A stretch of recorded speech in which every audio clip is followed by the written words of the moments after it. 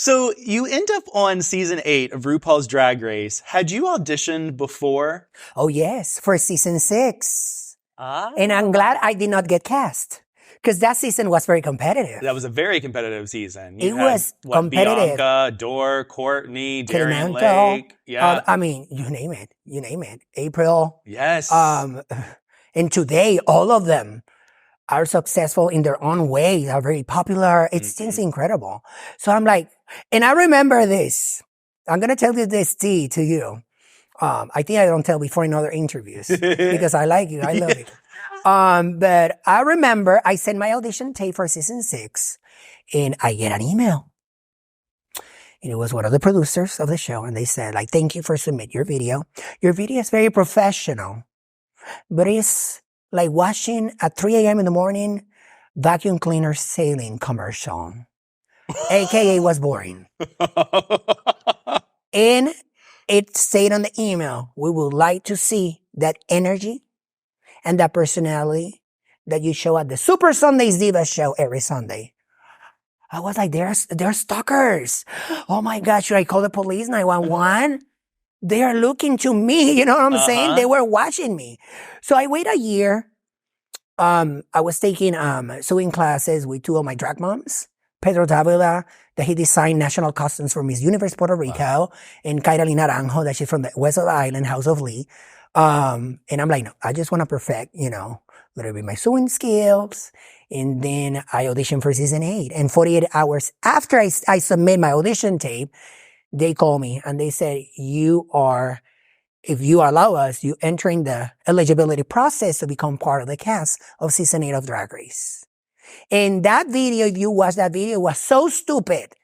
I went crazy with personality. I went crazy, like saying everything, going more fresh, more confident in front of the camera rather than, the other video that it was, like watching Trinity Broadcasting Network, sermon, like, hallelujah, praise the Lord, so correct.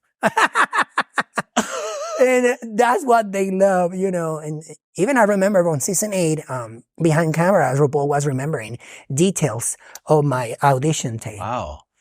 It was I love when you start whistling because on the video I start whistling and she liked that, So because she remembers, like if you give that wow factor on your audition tape and you get cast, it's for a reason. So, I was very happy about that, but it was a learning process, but I'm glad I get cast for season 8 because all my sisters, wow, what a talented season. One of the seasons that started getting Emmys nominations. Yes. One of the first ones. So I'm blessed. I'm happy. I'm honored to be part of that legacy. I'm glad that you're part of the legacy. I think that you came on season 8 and you showcased what we all love about you. And I want to know from you, what was your favorite experience during season 8? Well, I'm going to tell you, it was the first episode filming, the first day we were at the workroom.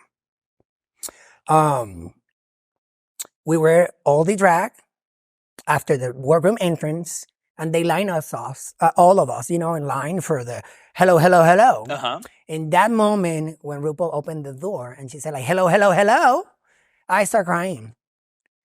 Because I remember I see her years ago when she was touring and announcing, there's coming a pilot, a new TV show. And then I was on season 8. And then she was like, literally, like, feet away from me. And I was just crying. She said, like, let's stop the cameras for a moment. Hey, kiddo, are you okay? And I'm like, I'm just happy to see you. You're one of my icons. You're a legend for me. You're a huge inspiration as a singer, as a drag queen. So I'm very, overwhelmed by emotions right now. And she said, like, oh, kiddo, come over here. Let me give you a hug. And, goosebumps, even if I shave. Because that moment for me, that's what was another win for me. Because I have at the moment like that love. And at the same time, that validation from, an icon that inspired me to do what I love the most today, So that was my favorite memory.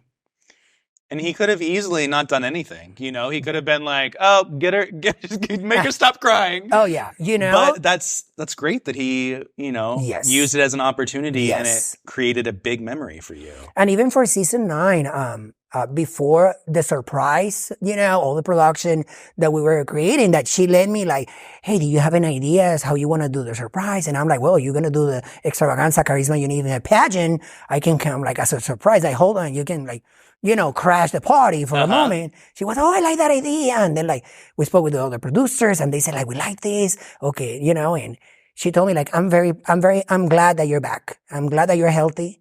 And to have you back here, and I'm like, thank you so much. Thank you for having me back. And even like she escorted me, grab my hand and this is what we're going to do. Be careful. I don't want you to fall. I'm like, thank you so much. Very educated, very nice, and I never forget those moments.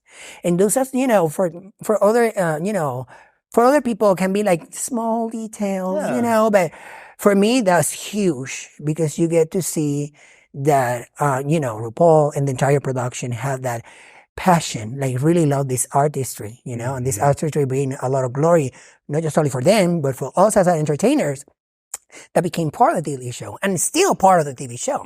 Because every place that I go, there's still people talking to me. I rewatched season 8. I rewatched season 9. Or I watched for the first time season 8 and 9. Oh my God, you made me cry. I'm glad that you're okay. And I'm like, this is incredible. The impact that this TV show, create around the world. When you went back into season 9, how did you figure out that they wanted you back? Well, I was performing in Dallas on a fundraiser, and I was performing with Alisa Edwards. And they called me a week before, and they say like, hey, how are you? How is your health? And I'm like, I'm doing great. On my remission, coming back, to work and all the shenanigans. And they said like, oh, okay. Is that okay? You're going to have your psychological evaluation again. I'm like, and I thought at that moment that I'm going to be doing a cameo for the new season. So I'm like, oh yeah, sure. And what day you want me to fly? Like, you want me to fly like next week? No. But and they asked me for a third time, are you willing to travel? Are you willing to, film with us? But on me, in my head, I was not thinking about returning queen. I was thinking they want me to do a cameo. And I was thinking the same cameo that did Shangela once. Like, hallelujah, I'm back. And she was like, come back inside to the box, So I'm thinking, there's something like that, something fun, And then I did all the process. And I'm like, but they were emailing me more. And you need to do this. And you sign this waiver. I'm like, well, hold on a second. This is like the same process that I did for season 8. To be eligible as a contestant in part of the cast. And then a week after, everything, they have all the paperwork and everything. One of the producers called me. I was finishing that show. I remember it was like 2:15 p.m. And they said like, do you want to come back to be a contestant, a returning queen for season 9 of Drag Race? I'm like, I started laughing hysterically. I was like, I thought that you want a cameo. What? This is crazy. You know what? I say yes. In the same amount of time back in the days I used to have for prepare, that it was 2 weeks and a half. And they said like, well, start preparing, And I'm like, I'm not going to tell anybody. I'm coming back to MasterChef. I need help. You're welcome. I'm going to do chalupas for my life. Chalupas for your life. And let me tell you, that was the lie. People were like, where are you? And me to be, feisty and spicy, I was like, I'm going to MasterChef. Doing what? Chalupas for my life. And let me tell you, some people that was close to me, they believe it. Some were like, girl, we know. You're hiding, but we know. Oh, but that was the process. And my laugh, it was like laughing because I'm like, life is giving me more opportunities after me facing liver cancer stage 1, me remission, and boom. And it's the same feeling that I have this year when I was recovered from my hip surgery too. all the opportunities and all the projects and all the traveling back again and all the love, I was like, wow, you know. But yeah, that was the experience.